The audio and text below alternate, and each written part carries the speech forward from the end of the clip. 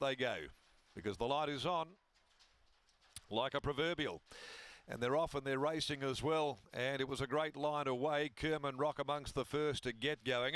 Jumping well also Longines, who's going to race up near the speed. Old and Dark looks are right there as well.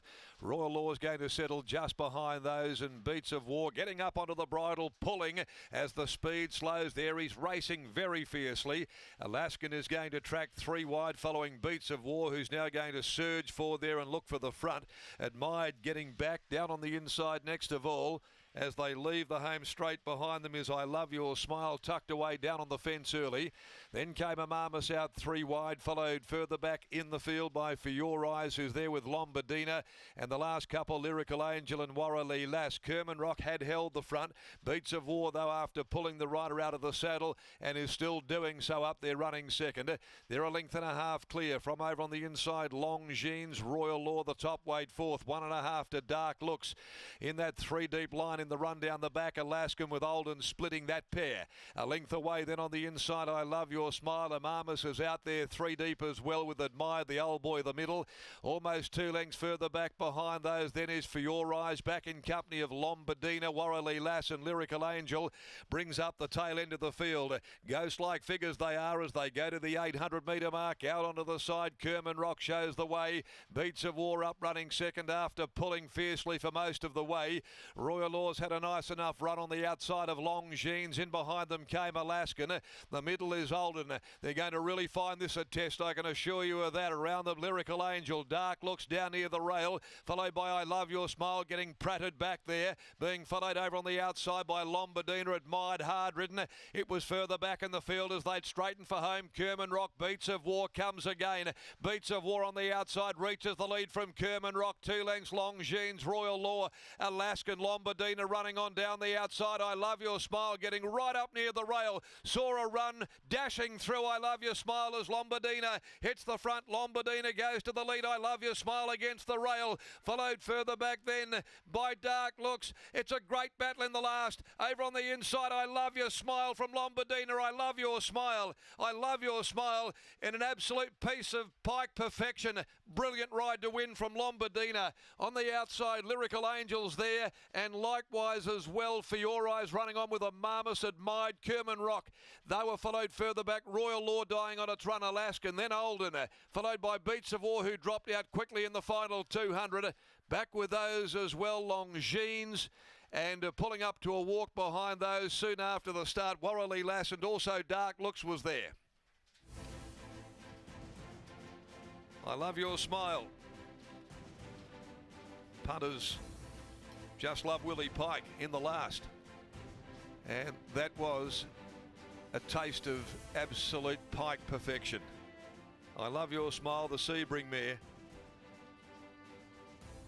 Fabulous performance in the saddle in atrocious conditions here for the last event of the day by Willie to beat Lombardina. Clint Johnston Porter becoming great adversaries on the track. Lyrical Angel will be third. Fourth home will be For Your Eyes from Amamus. But we wouldn't want that one all over again. Half a length, 3/4 in 2:22.30. 2:22.30, but the conditions there, whilst on a soft 6, I think common sense would suggest here that it certainly played heavier than that for the last event of the day, and it was a real test of attrition. I Love Your Smile for trainer Luke Fernie, part owner with S. Preen, Paul Huckle, T. Myers, D. Venables by Sebring.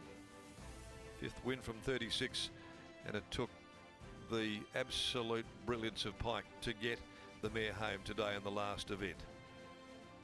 Scoring from 5, Lombardina by Deucimus, Clint Johnston Porter for Michael Grantham, 10, Lyrical Angel by God Has Spoken, Steve Parnham, Kieran Regan weighing in third place. Okay, I think we might leave it from the broadcasting box now. We'll get downstairs to Jockey. And if you just want to see a piece of absolute magic in the saddle, I think we just witnessed it in the last event of the day.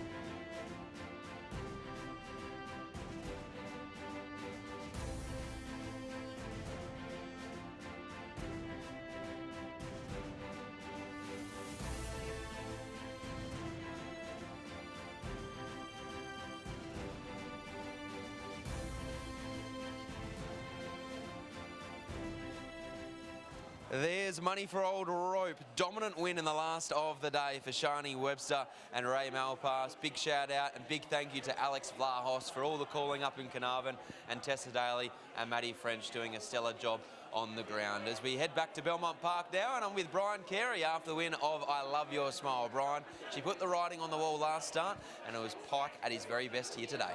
Yeah, she was very unlucky last start. Held up for so long, and the winner just kicked away. Back up, she pulled up well from the run and had the Wizard on, and he worked his magic. At the 800, we're like, oh no, it's going to happen again, but he's got her over the line, thankfully. At what stage did you feel like she was the winner? Because as you said, at the 800 metre mark, there was a backwash of runners, and unfortunately, that's exactly where she was. Yeah, exactly.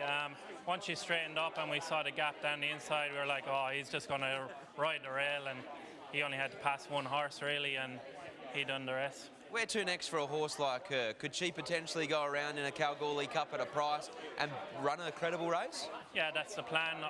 If she pulls up well, that's where we're going to head. That's why we've done the backup. We'll just freshen her up now and have that sprint in her legs, because they'll go a bit quicker on the better ground in Cal. So, yeah, that's where she'll be heading. A great way to finish the day. Well done. Thank you. There's Brian Carey, and here's Willie Pike. Willie Pike joins us now. We were just chatting off air, Pikey, about when you start to wind up these stayers, you probably are more hoping than expecting that a gap's going to come. Yeah, definitely. If I said I planned to get a run through like that, I'd be lying. You get to a point, she's a luck horse, and I rode her for luck. If you don't ride for luck, you're never going to get it. But in your head, you're trying to look at the opposition around you. Who do you think will kick enough for you to get out? Seen D-Max horse here, I thought they've been going good lately. Surely it'll find. Just things like that. Just a lot of hope, but also some planning. As we can see on you had to get through some pretty trying conditions there late. Yeah, look, a lot of credit to the horse there. Look, these are tough races out there. It's the mud's in our face. I'm holding her up for a sprint on a heavy 10. It's so hard to sprint on that going, and she did. She wanted that win as much as I did. There was a tight gap there. She said, yep, no worries. And that's what won us the race. Enjoy the shower. Thanks, mate.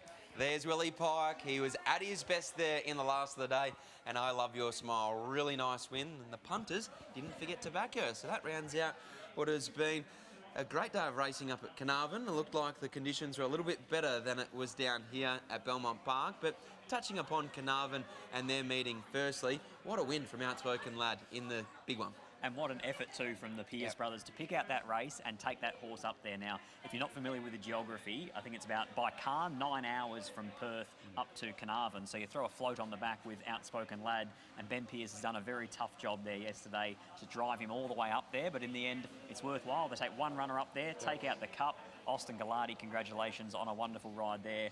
But the highlight, Lockie, is very simple. It's 2 words. It's Cosmic Crusader. What a win. No one expected him to be out in front, but once he found the front at the 600 metre mark, he was the only horse he wanted to be on, and he will look to be set for a railway stakes, which is going to be so exciting over the next few months. Well, he may well come out as near on pre-post favourite. Now, it sounds bizarre. He's won a 72 plus today. He's still miles away ratings-wise from getting himself into the field. But we all know that the railway stakes is won by horses on the minimum. That's history tells us that.